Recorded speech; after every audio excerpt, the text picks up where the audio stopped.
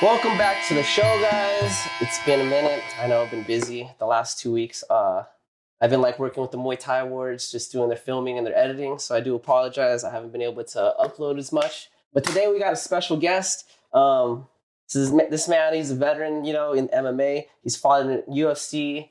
He's fought in RIZIN. He's had some crazy fights in his division, man. I mean, I was actually speaking to him about his fight with DJ earlier, which we can get into that a little bit later. I don't want to kind of lose my way, but the reason I kind of actually reached out to him was because I started seeing what he was doing outside of MMA. He started doing a lot of stuff with psychedelics and recovery, especially for things like CTE, ayahuasca, mushrooms. Just a lot of things that has been brought up on my podcast. A lot of people have been talking about CTE lately. I feel like as the sport matures more, it's becoming more of a conversation. So please welcome to the show, the one, the only, Ian Mother effing McCall. How's it going? Ian McCall, man. How's it going? It's a pleasure meeting you, man. Nice to meet you too. Thank you for inviting me out to your home. Thank you for coming here. Yeah, I know I'm a stranger, so you're probably Sorry, I'm not afraid of having strangers in my home. No, you're a deadly man, so I don't even think you trip on it, I am the weapon. You are the weapon, dude. Ian, man, so I do want to get into your work with with your foundations and stuff. I think I wrote them down. Let's see if I can remember the names of them. But before we get into that, real quickly, dude, you were explaining what happened to the DJ fight. You want to run it back one time? Because I know it's setting up. So with DJ, it was, they called a loss to begin with. Then they called it a draw.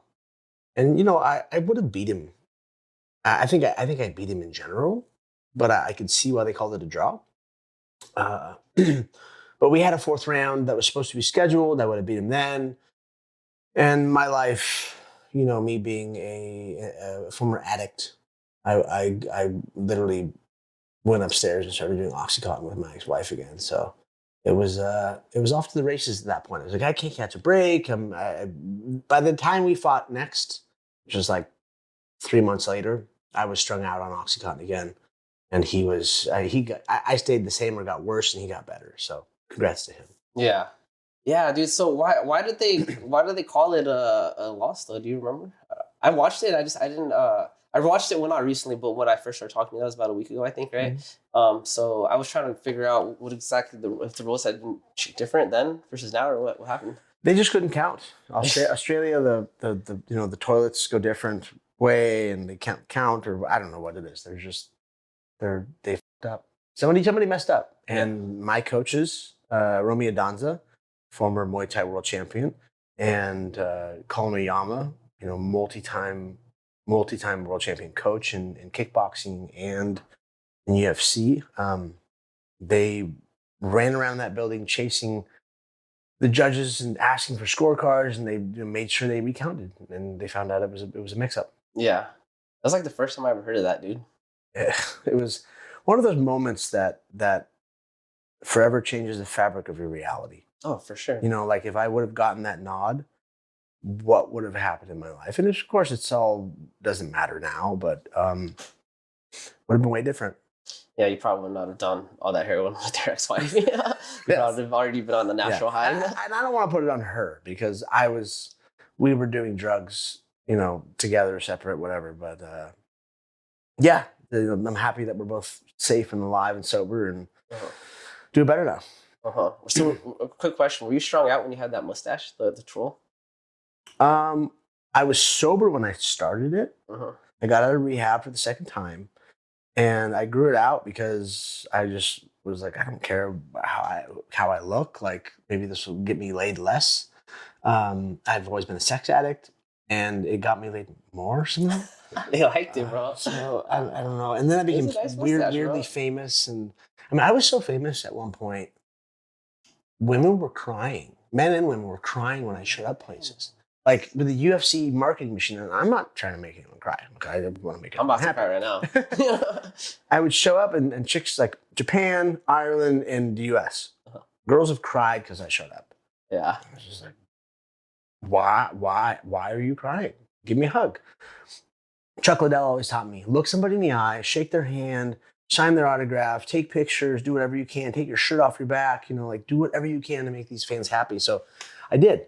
I really tried my best to be accessible you know, to people, and it's always paid off in spades. Yeah. Well, I mean, it shows. I mean, Yeah, you invited me here and you never even met me. exactly. I could have been a murderer. Yeah, you could have, yeah. Yeah.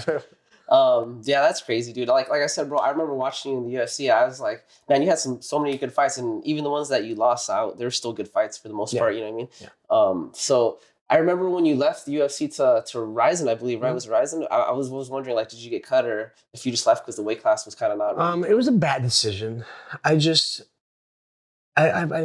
made nothing but bad decisions in my life up until recently.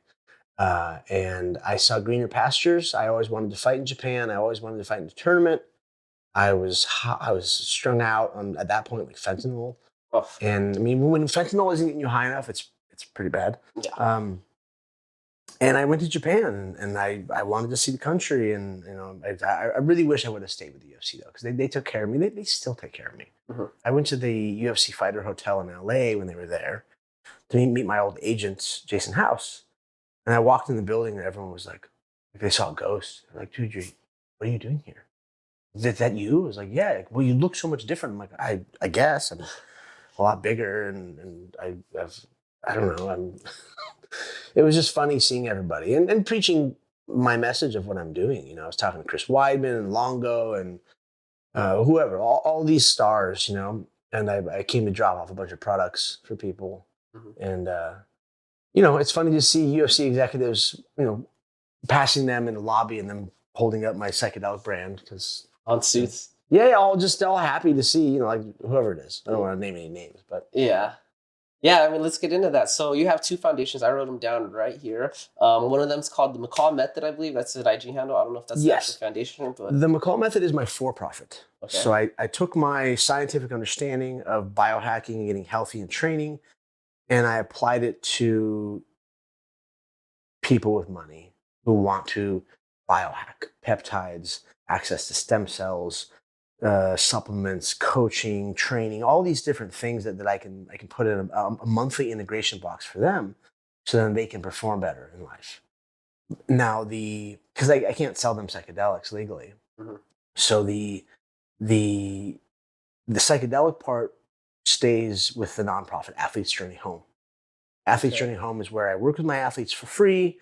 It's all under, you know, a nonprofit. We do actual scientific research with universities like Melbourne and Imperial College of London and Lima and Stanford, and we're working with like really, really high-end people. Mm-hmm. So it's like a monthly like box you send out to them, or how does that work? Yeah, well, we're in the process of getting the boxes branded and stuff, but they'll have a box on their shelf or in their kitchen, wherever they want it, and as a badge of honor. Like, check it out, I'm healthy. Mm-hmm. You know, and we know biohacking is a craze right now. It's taking off. So if we can give these people a box and have them ordering monthly on an app or a website that I have where they can reorder their peptides, reorder their supplements, reorder their coaching, reorder whatever it is, all the things they need to be healthy, then it's a nice ecosystem for myself and for my friends who are trainers and scientists and stuff to all, you know, elevate, make some money. Yeah.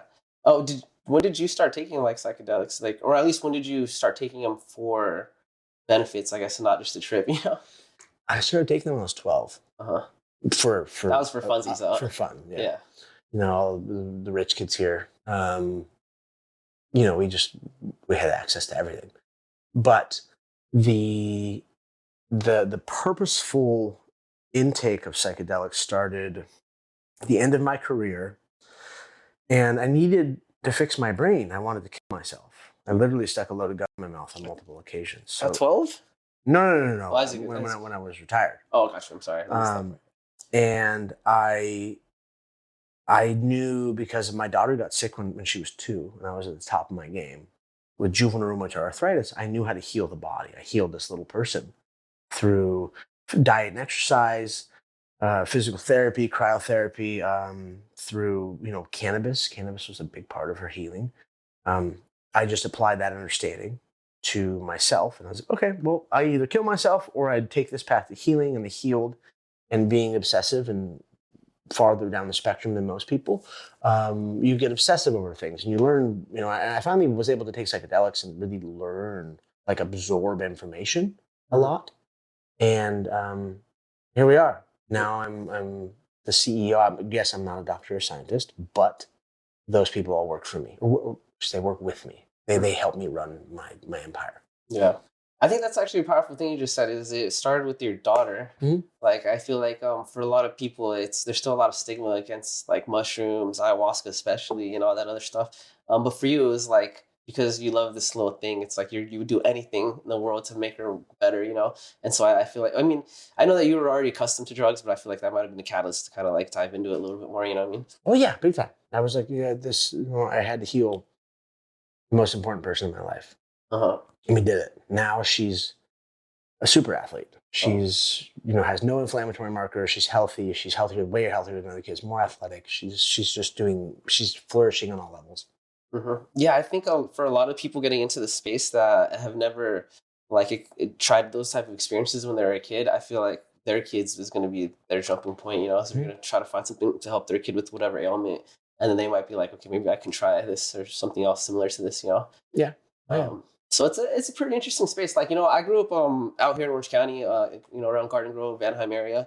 And I remember, bro, when I was little, my mom would like want to send me to like rehab because I was like doing like, MDMA, mushrooms and stuff, you know what I mean? But it was always like, oh, you do drugs, you're bad. Many, many years later through martial arts, it's like I'm starting to see how there's research for CTE and mushrooms and how cannabis helps like inflammation and things like that. So look, I would like, I wish I had a relationship with my mom where I could tell her, I told you so, Yeah. But my mom's not like that. She's old school Hispanic, bro. She's still with me. Yeah. Maybe even cry a little bit, My mom was so against what I do. I remember years ago, I was like 21 maybe, or early 2020. I got off the phone with a woman who was pregnant.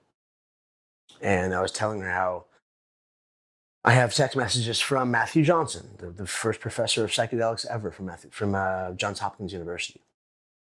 Psychedelics, there's no mechanism in the brain or the body that's negatively affected by psychedelics. So pregnant women, anyone, young, old, autistic, cancer, whatever it is, it doesn't matter. These people can take them and they'll be fine. Breastfeeding women, pregnant women they should be microdosing, because if you do that, your kid's going to come out smarter.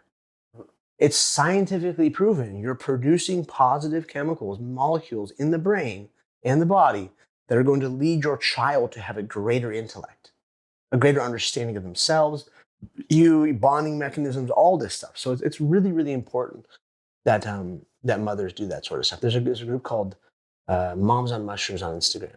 It's a huge movement, and you check it out because they're making waves. Yeah, that's cool. Yeah, I remember when I first started learning about the benefits of psilocybin I saw a Netflix documentary a couple of years ago. It was I don't know if you've seen it, but it's like I think it was called Mushroom or something. But it was talking about how stimulates like what is it? Fantastic Fungi? Was it Fantastic Fungi? By Louis Schwartzberg? I don't remember. It was just like I think it was Fantastic Fungi actually. Yeah. It's not. I don't think they have it on anymore. Right? It's already. I'm not sure. I was at the premiere when Louis put it on in LA. Oh, that's amazing, dude! Dude, that was a great documentary, man. It was one of the most visually appealing documentaries of all time. I tell people, like, look, Louis won awards with Disney. It's not all about psychedelics. It just shows how mushrooms can eat plastic. Mushrooms can sequester carbon out of the air. Mushrooms can do all these things, and they're going to heal the body. They're going to heal the earth. They're going to heal like everybody. Mm-hmm. Yeah, and he talks about how it stimulates your nervous system, and they broke it down in such a way that was like digestible for someone like me. But I didn't go to school for none of this, you know what I mean? Like, so I mean, I was a music major, bro. I'm not a smart dude, you know what I mean? But he broke it down at some point where I could recite it to like my friends and be like, "You need to be doing this, bro." Yep. And it's really interesting because I think that same documentary talks about how the fungus can move carbon from other plants to the root system, right? And because I work in cannabis, it's like you see a similar, like when there's a system of growing, it's called a drain and fill or ebb and flow, and I always notice my roots get bigger when I do ebb and flow, and that documentary made it all make sense because I'm adding funguses in there. They're carrying like carbon through the roots and passing it to the smaller plants. This is all stuff that our brains can benefit from, you know. Like we're no different than you know, these other plants. I know we seem a lot better and more sophisticated, but at the end of the day, baby, we're just living. Well, yeah, the neural network looks exactly like the fungal network, the mycelial network, you know, the vascular network. It all looks the same. It's the same sort of, you know, continual network of processing information and you know, giving and taking these chemicals and carbon or whatever it is. Like we're all built the same. We all have fungus and bacteria in our bodies. That's what we're made of. So it's very important that we interact with these things. Mm-hmm. Yeah, I thought it was, like I said, it was a great documentary, and I try to take mushrooms as much as I can now. You know, just because of it, I feel like it does something. It does, yeah. They're very good for you, and not just the psychedelic ones. Everybody take Lion's mane, cordyceps, reishi, whatever it is. To, you know, like these mushrooms will help you. So they all have polysaccharides and beta glucans in them. Because, you know, let's say like someone says, "Oh, I took antibiotics and fucked up my immune system, so now I'm taking prebiotics." Okay, cool. What else? Well, there's probiotics too, and then there's digestive enzymes, and there's, you know, there's all that sort of gut stuff. But then our stomachs don't just have bacteria in them; they have fungus. So if you add in mushrooms, you have, and one mushroom is one, say, shield of defense against a virus, bacteria, fungus. If you have 14, 15 different types of mushrooms in your body, that's 14 different polysaccharides and beta glucans that will then shield your cells, your immune cells, from all those bad things, pathogens, you know, like coronavirus or whatever it is. Coronavirus, penicillin. Mm-hmm. That's a good one, right? Yep. Which I know a lot of medicine is becoming like, it's like penicillin immune, or what's the word where it's like build a tolerance towards penicillin, which is ironic. But yeah, penicillin is a good one, bro. Every time I talk about like psilocybin, I always tell people, bro, you're taking penicillin. It's the same thing. Yeah. You know what I mean? It's just a little bit different because it doesn't get you high. Yeah, of course. Yeah. We're working on that. Yeah. Trying to get some valid penicillin to get this high. We'll figure it out. We'll figure it out. You know, we got the best minds. Ian McCall, I believe in you, buddy. Yeah, that's crazy. That's really amazing. And you were showing me how you're starting to do these ayahuasca trips now. Yeah. So my major fundraising thing this year, my major life's work study is in ayahuasca. So in April, I'm taking Cain Velasquez, Mark Irwin, a few other, you know, John Peretti, the first matchmaker of UFC, an Olympic bobsledder, a UK boxer, taking these people to Daniel Garcia's mushroom clinic in Oregon in April. We're collecting data for a mushroom study. Then I'm going to bring Cain and them on stage with me at MAPS. MAPS is the biggest psychedelic organization in the world. We're going to have a panel.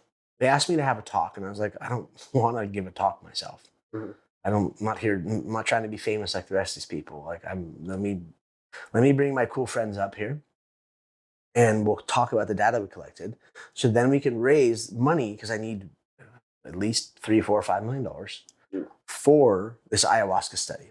It's $10,000 a person, just to study bodies and brains. That's crazy. You know, we're doing over 1 million markers in the human genome. We're doing Finkel testing, so people are going to have to shit in a bag. Blood, brain, neuroimaging, pre, post, during, you know, 1 month, 3 months, 1 year, 6 months, a year after, trying to figure out how ayahuasca affects the body completely. And this is at the Ayahuasca Foundation in Peru, right outside of Quitos. We have a lab there. You know, the Ayahuasca Foundation, there's no greater legitimacy of ayahuasca you can have. It's Shipibo led. So you have 2 days of testing before, 2 days after, and you have 10 days in between of 5 sits of ayahuasca. And then there's purgatives, and there's the vomitivos, make you throw up. There's floral baths and all these other sacred things they do for you. So yeah, it's you know, it's really intensive, but I'm excited to take people there. Yeah, that's crazy that you're working with MAPS, bro. For those of you that are watching that don't know who MAPS are, it's like this community of scientists that are pushing the research of psychedelics. And it's crazy because they've been, somehow they can keep getting these licenses for these drugs that are like Scheduled 1. I don't know how that works out, but they're working their magic. It's because they're run by the CIA. Dude, you said it. Well, who else? You know, like, I think you think Operation MK Ultra ever stopped? Dude, I did a whole podcast episode about MK Ultra, dude. Me and my buddy went deep into it, dude. But we'll get into that later. But. Yeah, and I don't want to throw any shade at Rick Doblin and them, but like, It's a CIA run org. Yeah. And my mentor, or a friend of mine, he wrote the book Road to Eleusis. And he wrote it with Leary, Ruck, and Wasson, 3 pioneers of psychedelics back in the day. He was the 19-year-old religious scholar who those guys took under their wing back in the 70s, and he scribbled everything down for him. And he doesn't get any credit for it. Have you heard of Immortality Key? I've not. Brian Murray Rescue. It shows how he took his info from the Road to Eleusis and expanded on it. And now there's a class at Harvard about this. There was a place in Eleusis, still is. It's a city where Socrates, Plato, all these famous people from Greece would go, and they would ingest something called the koukion. And it was spiked wine, and spiked wine had ergamine in it, which is ergot fungus, is LSD. So these people would go there. They wouldn't talk about what they did at Eleusis, but they would trip. They'd have these wild journeys, and that's where Western civilization started. That's where the ideas for all this happened, and that's where they took, the Christian religion, and they made it, because it was from there. It's basically Paleo Christians, so they were pagans. Mm-hmm. Jesus was a mushroom shaman. Terence McKenna wrote about that. Didn't he? Yes. Jesus was, and I'm a good Catholic. Uh-huh. I go to mass every Sunday. I'm doing like a spiritual warfare course soon. Like, I actually have priests that want me to help serve mushrooms and ayahuasca in churches. It's pretty crazy. That's crazy, but bro. They're coming around to it. It's really, really neat. And they showed how this cardinal, this king, this pope would take things from the religion and make these holidays from pagan holidays and do this and do that.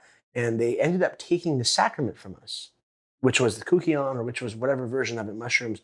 And they were like, look, you can't, we're keeping these books written in Latin, so you can't read them. Most of them couldn't read anyways. Most of them were slaves. Mm-hmm. So you can't read this book. You can't commune with God by taking this stuff. You drink this wine that has alcohol in it that'll dumb you down, that'll lower your vibration, because we will transfer the message from God from us to you, and we'll tell you how it is, because they want to manipulate, they want to make money, they want power, they want to molest kids, whatever it is. That's the Catholics. well, that's everybody. I'm sure the Christians do though. No, they all do. How many youth pastors diddle little kids or girls, underage girls, or you have the Muslims have T-boys. My dad always talks on the Catholics, and I'm like, you put me in Catholic school my whole life. Okay, number one. Number two, it's not just them. The Jews have their tunnels. They're chopping baby dicks off, and we know how they stop it from bleeding. Yeah, they put it in their mouth. Yeah, saw that. Okay, Muslims have T-boys, or what the Egyptians call them, the ninth boy or something like that. And I work with a lot of special forces guys, SEAL Team 6. Like, my mentor ran SEAL Team 6 for 20 years. It's people in power. Absolute power corrupts all. And for whatever reason, people love kids. I don't know what it is.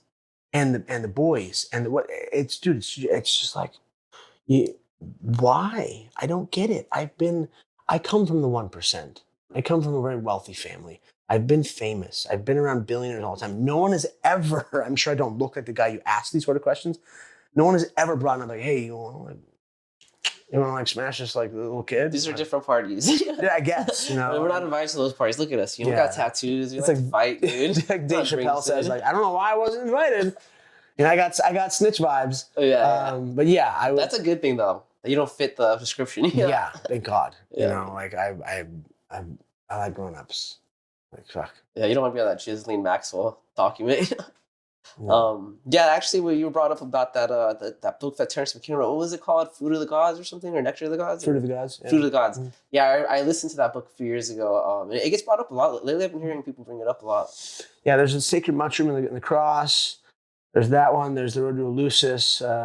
They all just show that there's a lot of mushroom iconography in Catholic and Christian churches all over the world. Yeah. If you go to a mosque, you look at the paintings on the walls, it's sacred geometry. Mm-hmm. There's only 2 places you get that. Meditation for 20 years in a cave, in the dark, or you're on psychedelics. Yeah. And I have Muslims that I sit with that take psychedelics. Sounds crazy. But I was speaking with a friend of mine that is Muslim that serves medicine with Cain Velasquez. And he's like, brother, I said, once you study all the books, because I've been studying all this stuff for a long time, it's what I do, is study things, you realize what is man's interpretation of something that was once divine, but then man takes it and writes it down or says it out loud or thinks about it, and then it becomes manipulated. And you're telling me over these years it's never been completely manipulated for whatever bad reason? Push all the books aside, there's one God. It's the same God. We're all fighting over just because we're different colors and different countries or whatever it is. And he's like, brother, I've been trying to tell Khabib and the guys this forever. They think I'm crazy. I was like, you are crazy, number one. Number two, you might want to put a lid on that because your people might hate you for what you do. My people hated me for what I did. Just give it some time.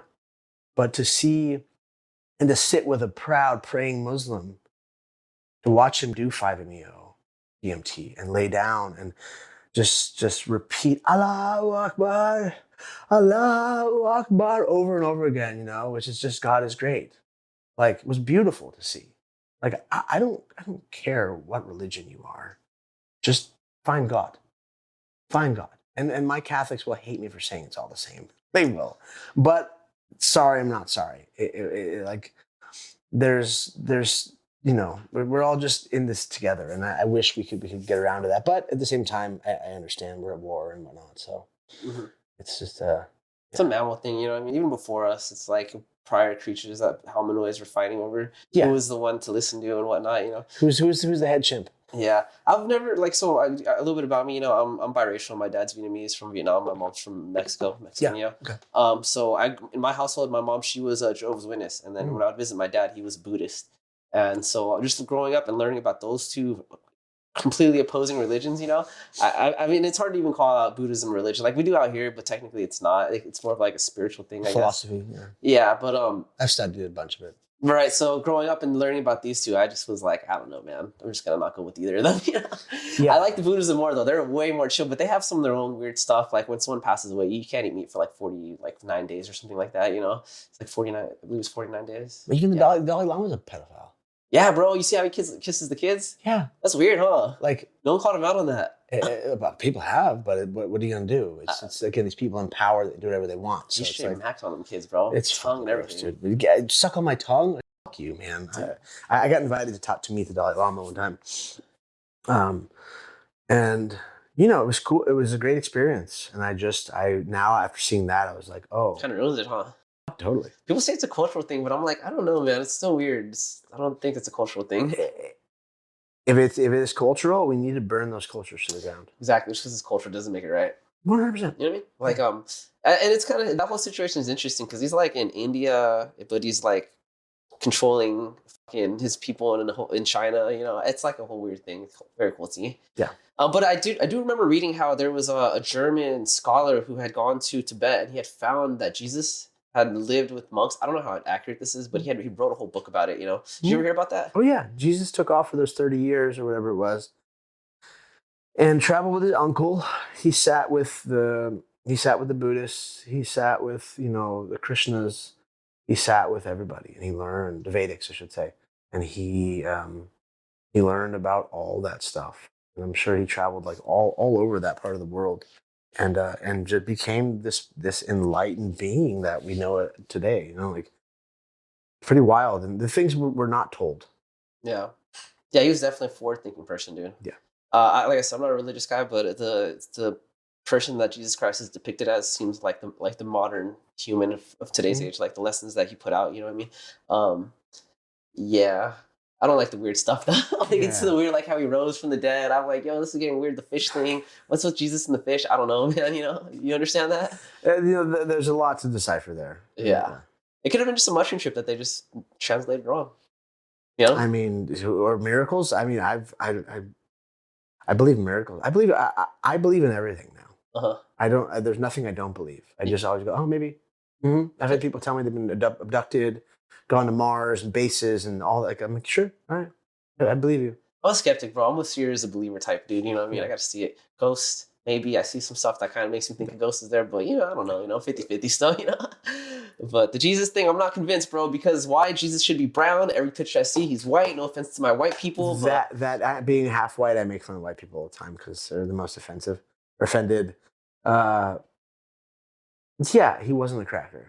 Yeah, they got to fix that before I start hopping on that, you know? No, like my girlfriend's she's half white and Mexican like me, but she's Latina to her core. And I'm like, baby, come to mass with me. She's like, I'm not gonna go to mass. Some white guy telling me about God, and I was like, whoa. Number one, I'm at the mission San Juan Capistrano, so he's a Mexican. Number one. Number two, just relax. Yeah. It's nothing about being white or brown or whatever it is. You know, it's like this people. Yeah, interesting stuff, dude. So you wanna so the first one, the McCall method, that's your for-profit. So your nonprofit is that your psychedelic coach page? Yes, the nonprofit. Yeah. The nonprofit is we have coaching is the ecosystem, part of the ecosystem. So we have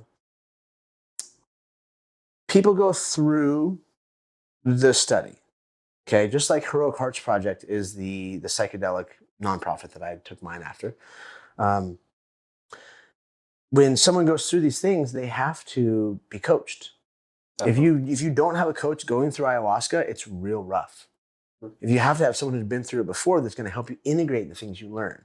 So let's say Kane and the first groups of people that go through this study, they will have a chance to be certified as a coach, and they will end up coaching the other people that go through this, because potentially the idea is to have hundreds, if not thousands of athletes going through these therapies, healing their brains, collecting data on them, and then, you know, everyone can be coaches if they want or not, but there's still a viable product where you have a certified coach learning how to coach with athletes for their people. And then after that, then they can go fetch a high dollar from a CEO or from everyday people. Mm-hmm. Yeah, the coaching thing is important because I remember my first time doing DMT, it was like a shit show, bro. You know what I mean? I remember it was me and my boy Trey. He's actually my co-host. Yeah, we were just doing it in his living room. I totally thought it was going to be more like a mushroom experience, but just shorter, you know. But to me, it seemed way more intense, you know. Mm-hmm. And then I was like, okay, now I know what this is.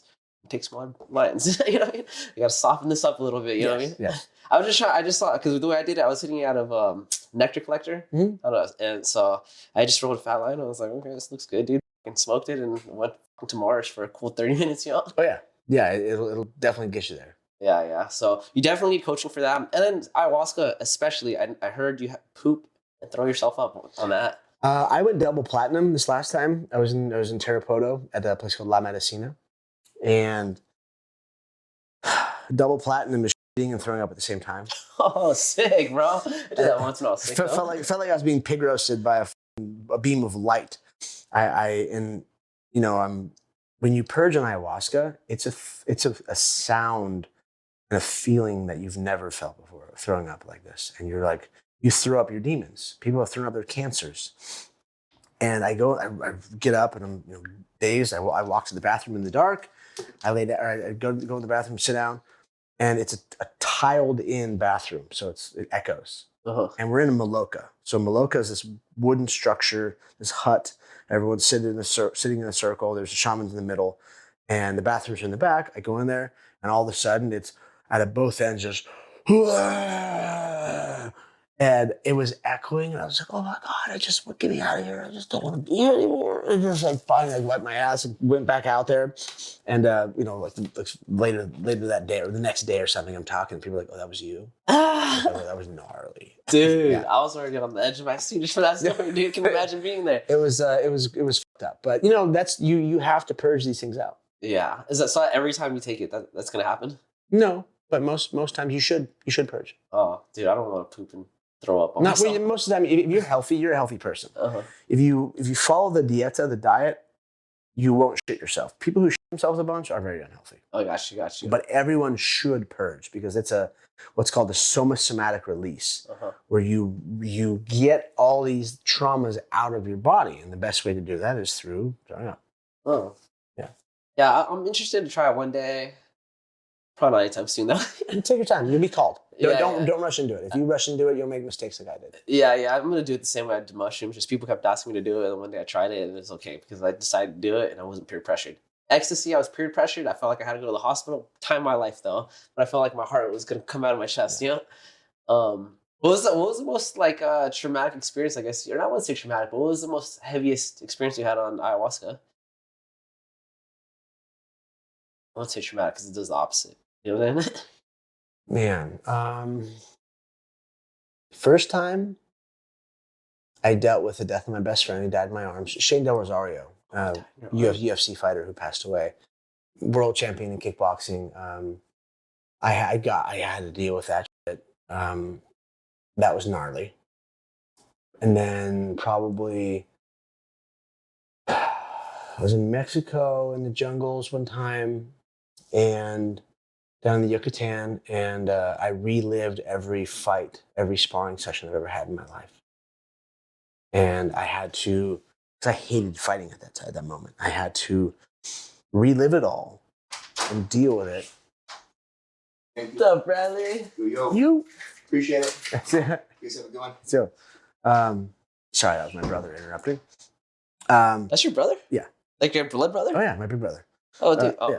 Sorry. So, I relived every fight I ever had, every sparring session I ever had, and because I had to fall back in love with fighting. Mm-hmm. I had to do what it had to push me into the momentum I'm in now. Because I remember one time I was at a baby shower, and Babalu and some other famous fighters called me out. They were like, "Are you coaching?" I was like, "No, I'm barely training." Like, what's wrong with you? Like, this is a gift we gave you. Yeah. I was mentored by all the best, Chuck Liddell and Boss Rutan and Babalu and all these big name fighters took care of me as a kid because they knew I was a prodigy to do this. Mm-hmm. And how dare I not use the skills, not teach the skills I'm the best at? I'm a genius in that. Yeah. That's where my magic lies. And that ayahuasca trip just showed me how to fall back in love with fighting, because it was the very last night of the retreat, and they'll click on the light and say, "All right, last cup. Who needs a second cup?" And every dose that trip, I was going super deep. Give me double cups. Give me this. Give me that. I was just trying to take more and more and more. And you remember when Roberto Duran quit? He said no mas. Yeah, when all of Panama tried to kill him or something, right? No, he was fighting. Yeah, they tried to kill him. He was fighting. He went back home. Yeah, he was fighting. The Olympic boxer dude. Yeah, starts with C. I know this guy, dude. He's like one of the most famous boxers. I'm spacing. One of my favorites. Anyways, he says no mas. I stood up and I was like, no mas, no mas, no mas. And I walked out of the room, and I walked into like the foyer of this building. It was the oldest hacienda in the Yucatan, 650-year-old hacienda, beautiful. And I was staring out into the jungle, and I was like, oh my God, I quit. And I had to come to terms with the fact that I'm not fighting anymore. I can quit. Mm-hmm. I finally had to give up on that. And from then on, I started teaching. I started training again. I fell back in love with the sport. Wow, so it was just like a light just flicked or something. Mm-hmm. Wow, that's interesting. I don't know what I'll find in my brain. Dude, that's intense though. So you were having double cups? Okay, break down how the retreat goes. You get there, because I was under the impression you just do it once, but you just kind of like blew my mind right now. So let's say if you go down to a very strict place like La Medicina in Tarapoto, you have 3 sessions within 8 days. And you do, the first surgery is exploratory surgery to see what's wrong. The second night is a deep, deep surgery to cut everything out and then do all that deep work. And the third one is to sew you back up. So you have 3. Wow. You need at least 3. And my sewing back up this last time, it was wild. I transformed into a lion. I got in like a growling match with the shaman. Like he finishes with my coach and does the agua de florita, and he spits it on him, and he looks at me and goes, and starts growling, and I just sat up and I was like, I started growling back and gnashing. I was just all of a sudden, I just turned into this beautiful lion And we had this like growling match, this ego match with each other. And I just see like, he just tamed the snake, he tamed the lion. And I just, by the end, I was just like, okay, I understand now. I understand. That's interesting. Yeah. Wow, it's very like visual and like intense. I had a kind of experience like that when I took like a bunch of ketamine and mushrooms one night. And I felt like I had a crazy visual experience, something not like that, to where I was like growling at shit. But I had never taken, I'd never been on a psychedelic trip where I could literally see myself in something else, you know? I remember, dude, I think I told the story, I don't know when it happened on the pod, but I don't know why I saw this dude. I ate some mushrooms, was ready to go to bed, so I was like, I'm just do a fat line of ketamine to help me sleep and then knock out, you know? I usually have sleeping problems, so I was doing ketamine to help sleep for a while. But anyways, I took my bump, dude, and I remember like it transported me to like some Lord of the Rings like era, bro. And I remember I was like with those, what are those guys that live in the ground? Like not the hobbits, but the other fools, the shorter. Oh, the not gnomes. Basically like known people. I remember I was with them. They're showing me their little dugout, you know, and I saw like the bad guys in these suits of armor, and I remember looking at them and like there was no one inside. It was like a light, like a fire was inside of them, and I remember like they dressed like the bad guys, but I wasn't scared, you know.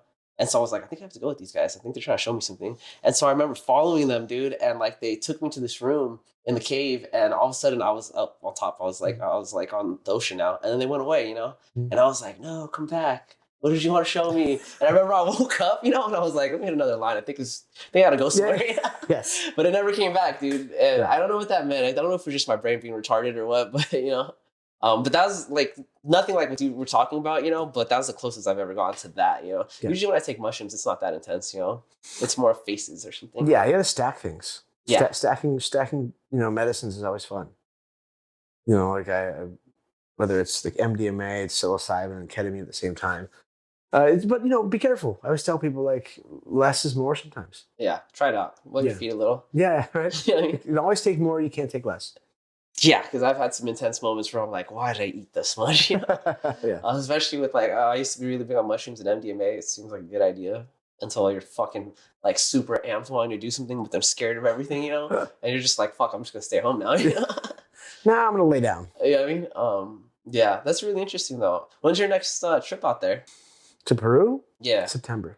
Oh, that's going to be the one where you do with maps and all that, correct? Right? Well, maps is only, we're just raising the money through them and speaking on stage.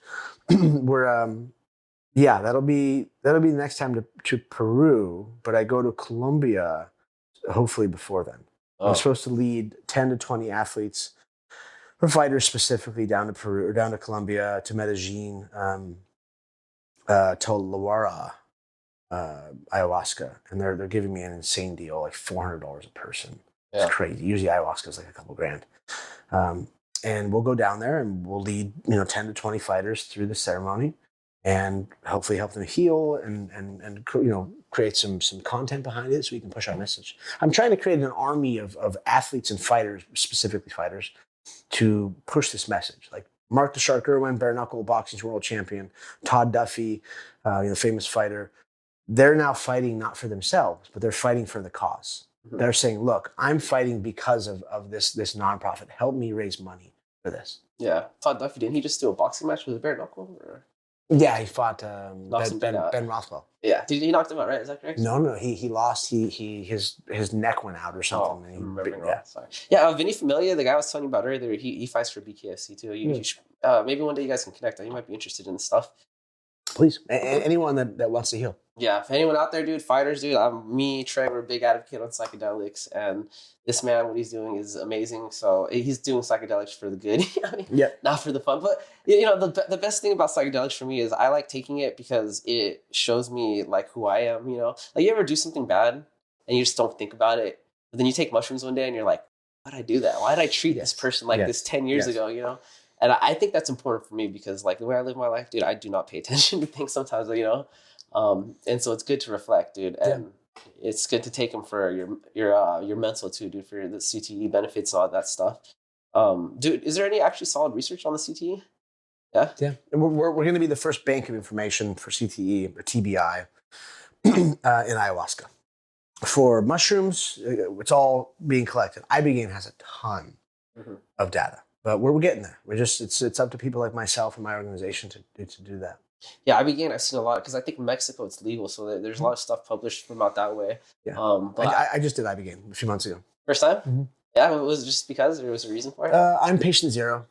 I have to be, if I'm going to send people down there through my nonprofit, I want to do it myself first Spirit. and then experience it. So Oh, it was dark. It was not fun. Uh-huh. I don't ever want to do it again, but it's highly recommendable for people. Yeah, yeah. A lot of people say they just need to do it once, but I've seen a lot of results about how it can rewire your synaptic nervous system to, especially for like addiction or something, it can start blocking those addiction. What's what I'm looking for? Like that wanting of addiction, I guess the spacing, but you know, what I mean? Yeah. Yeah, man. Honestly, I've been fortunate, man. Growing up, I like to play with stuff, but I was never like addicted to anything. I don't have that gene that makes me want to keep doing it. I just do it for fun, and I continue to do my responsibilities. Lucky. Yeah. Yes. Some of us not so lucky. A lot of people that I've met, you know. Yeah. So what's next for Ian McCall, man? You got these nonprofits, you got this profit. Is there anything we missed? No, I don't think. We also have a DMT X study, NN-DMT, Dr. Andrew Gallimore's protocol. You know Graham Hancock? Yeah, Graham. So I'm on a pitch deck with Graham now, which is like, he's my hero. Yeah, he's awesome. And to go to the small island country of St. Vincent in the Caribbean, they gave us a license to do whatever we want, to study whatever we want, to do all these things. So we'll be, plugging people right into the matrix for over an hour. It's intravenous, extended state for over an hour DMT. So they hit me up and we're like, hey, we know you're studying ayahuasca. We don't want to be disrespectful, but would you, like that's the chemical interactions and yada, yada. We don't want to study that. We know what it does to the brain. We want to study the visionary state. And I was like, of course. I only study the other stuff because I have to. It's what I do for a living. Like if I could only study visions and manifestations in the DMT realm, like, duh, sign me up. Dude, when I did DMT, I felt like this is how I felt my first time doing DMT. I felt like there's like a world that exists inside of our world. Like people talk about ghosts and spirituality and stuff like that, but I'm like, what if our planet is being shared with these other living beings, but we just can't interact with them? But then certain drugs can allow us to get a glimpse of what's going on this other side, you know? Yeah. But we're sharing it. It just it is. I don't know how to explain it, but that's how my brain put it together, you know? You did a pretty good job at it. Yeah, I remember thinking that, and I was like, I told my homie about that, and he just was like, "Yes, let's do it again." I was like, "Bro, am I genius or am I high?" Yeah, a little bit of both. Yeah. All right, Ian McCall. I mean, what's next with your martial arts stream? We talked about psychedelics. Anything? So I'm coaching at Fight Strong in San Clemente. We have a couple of really good fighters, very, very good potential. I have a good group of kids now. So, helping the Rotolo twins and all the people Patinori train and get better. So just trying to help do, still be the stone that they sharpen their blades upon. I'm no longer a blade. I'm just the stone. I'm the guy that they're just getting better with. So equally as important. No, yeah, someone has to do it. I'm 40 and I can still up. Like I came off the yoga mat and I beat up someone who was in the top 5 because they asked me like, hey, will you help me train? And I was like, sure. And we ended up sparring, which I didn't want to, and they punched me too hard and I kind of had my way with them. And sure, it was only one. It was more than once, but it was It's nice though. It reminds you, I could physically, I could come off the mat. I could come out of this chair, and I guarantee you, I will make top 5 in the world in the UFC. I'm just still that good. Yeah. I don't mean to be cocky. It's just the truth. But my body wouldn't want to ever do a training camp again. Nor do I want to hurt anybody or have anybody hurt me. So it's like, all that work for nothing. And the UFC would never sign me. Yeah, and all that ayahuasca for nothing. You got to go back to the drawing board. Yeah. You know what I mean? I'm not into fighting anymore. I'm an adult now. Yeah. Well, I'm glad your last trip or the trip, not your last trip, but the trip that got you back into coaching. I'm glad that happened, bro, because you're an absolute legend, dude. I loved watching you on TV, and like I love that you're still helping people now and helping the next generation get better, man, and make it. Because the UFC has been, they've been signing some people that I feel like are questionable. So hopefully your guys can make it on and bring the UFC I hope so. back. I've got one really interesting prospect. He's 6'7", 196. And he's only been training like less than a year and a half, and he is a straight killer and smooth and just so good. So hopefully we can get him some fights as people keep ducking him. What, do we have a name for this kid? Stu. Yeah, Kaheem Stewart. He has no amateur fights yet. No. Oh, so he hasn't any fights at all. No fights, but Smokers or PKBs? Or nothing. But I've taken him to spar with legitimate pros, and he tunes everybody up. After like barely a year of training, he's fucking these people up, and I'm like, damn. Way to go, kid. Yeah, we'll see. Go Stu, man. Yeah, right. Go Stu, go. Yeah. Ian, it was a pleasure meeting Thank you very man. much. Thank you for inviting me to your home. Thank you. Hopefully, I can tune in to the work you're doing and just see the journey, man. Cool. Thank you, man. Okay. Goodbye, everyone. Thanks for watching. Ian McCall, follow this man. You want to plug in your IG or Ian McCall is my main social media on Instagram. Athletes Training Home and the McCall Method are there, but I gotta pay someone to do them, so they'll be up and running soon. Got you. Anyone watching, dude, please, if you want to invest in something like this, get it down, because CTE is a very big thing that's happening in this sport. I mean, it's always been happening, but it's becoming more aware. I know some people that are showing some pretty crazy signs. So, invest in this company, take care of your fighters. Take care of your brains. Take care of your brain. Maybe take it yourself, even if you've never done it. Thank you, everyone. Goodbye. See ya.